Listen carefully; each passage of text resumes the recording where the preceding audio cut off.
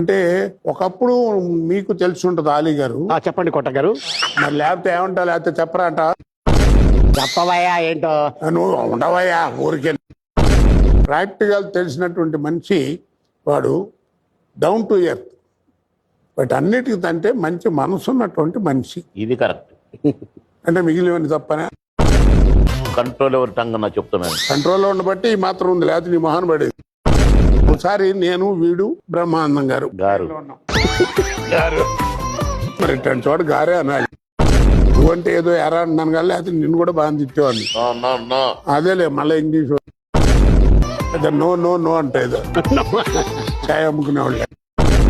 మరి నీ గ్రేట్నెస్ నాకెట్టా వస్తారా? నా హైట్ కూడా నీకు రాదన్న చెప్తున్నా నేను. అసలు నీ పోలికే రాదు, నా కలర్ కూడా అసలే రాదు. అసలు నీ ఇందాడి నుంచి చూస్తున్నా తెల్లగా కనపడుతున్నా తప్ప మొహం కనపడతల్లా.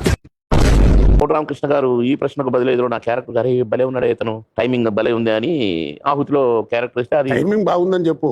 భలే ఉన్నాడే ఎట్ట అంటాడు చూసి.